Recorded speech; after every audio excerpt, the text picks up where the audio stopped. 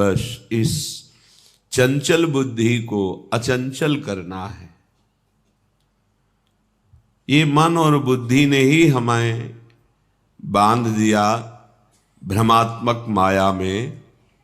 यही हमें जलाते रहते हैं, फंसाते रहते हैं। नाना प्रकार के दुख ना होने पर भी ये दुख देते रहते हैं। मय्येव मन आधत्सो मयि बुद्धिम निवेशय, भगवान का आदेश है। अर्जुन जी के सामने खड़े हैं भगवान। अगर कहे कि आप में सामर्थ्य है, चमत्कार है, तो कर लो, हम जा रहे हैं विषयों का सेवन करने, तब हम मानेंगे। ऐसा सिद्धांत नहीं, इसे मूर्खता कहते हैं। मूर्खता अध्यात्म मार्ग में आरूढ़ नहीं होने देती।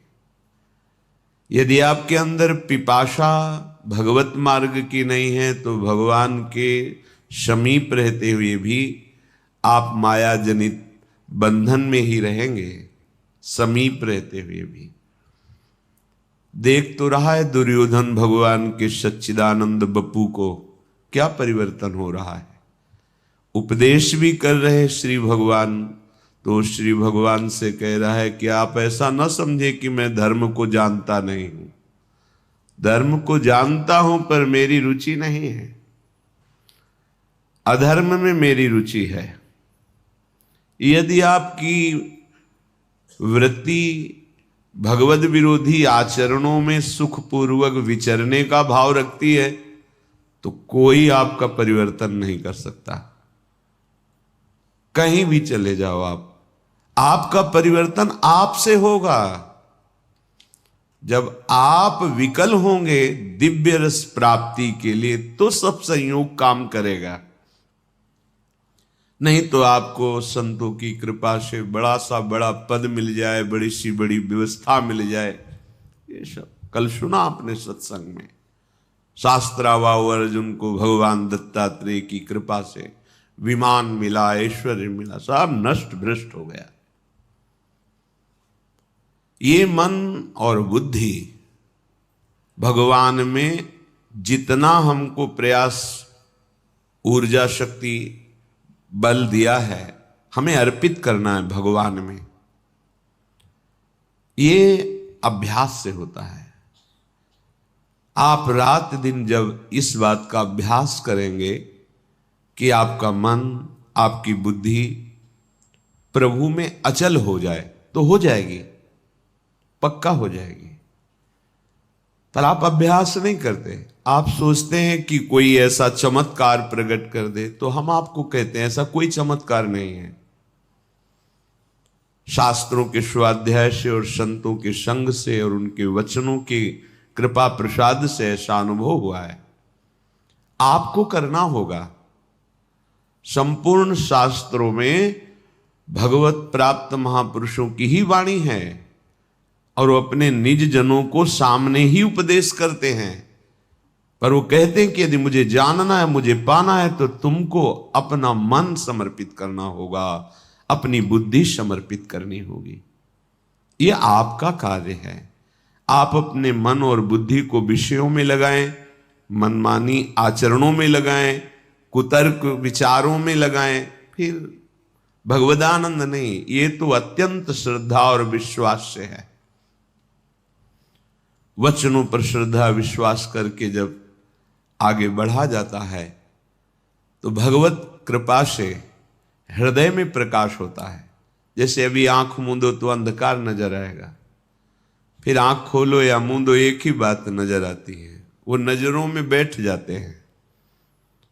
वो कोई प्रवचन की वस्तु नहीं है, वो कोई पार्थिव वस्तु नहीं कि उसे प्रमाणित करके दिखाया जाए।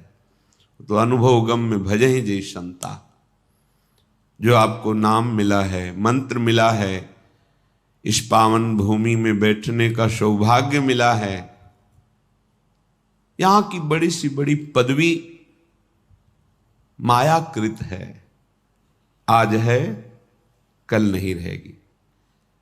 पदवी और पदवी वाला दोनों नहीं रहेंगे। स्थायी, अविनाशी, नित्य सच्चिदानंद बात प्रभु का नाम जितना, आपने कमा लिया, वो लोक लोकांतर में आपको महासुख प्रदान करेगा। ये विश्वास का विषय है। इसको बाहरी किसी कागज में लिख करके प्रमाणित नहीं किया जा सकता। ये हृदय का विषय है। जब आप गुरु प्रदत्त नाम निरंतर जपते हैं तो गुरु कृपा से निरंतर जपने की प्रियता प्राप्त होती है। अव्यावृत भजनात्, भजन करते करते ऐसी स्थिति आ जाती है जो अनिर्वचनीय है। एक दो बार प्रश्न हुआ कि भगवत प्राप्ति के बाद कैसा लगता है, मोक्ष होने के बाद कैसा लगता है। तो ये तो बहुत बड़ी बात है। बहुत सुंदर गुलाब जामुन आपको पवावें, कैसा लगा आपको? मीठा नहीं, वैसे कैसा लगा? बहुत अच्छा नहीं, कैसा? बहुत अच्छा कैसा लगा? अब बोलो, आप कहोगे खा के देख लो, बस यही उत्तर होगा। तो ये तो पार्थिव वस्तु के अनुभव की बात है। वो तो सच्चिदानंद जो प्रकृति का एक सेकेंड में संपूर्ण प्रकृति का सृजन करके अपने आप से अपने आप में बैठा खेल रहा है, उसका अनुभव। और फिर वो बतावे कि ऐसा लगता है, नहीं। ये वाणी के अगोचर विषय है। मूकास्वादनवत अनुभव गम में भजे जे संता। ये तो अनुभव का स्वरूप है।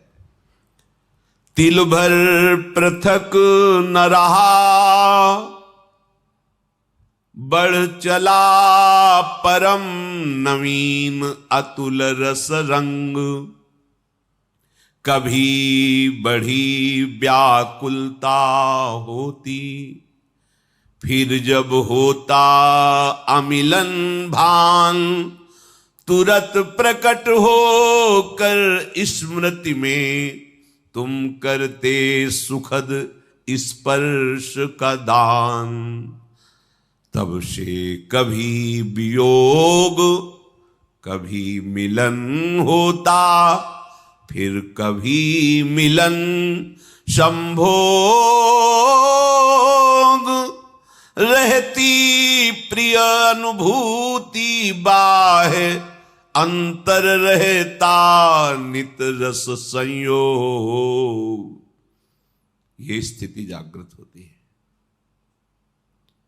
निरंतर नाम मंत्र की स्मृति में डूबा उपासक तिल भर पृथक न रहा।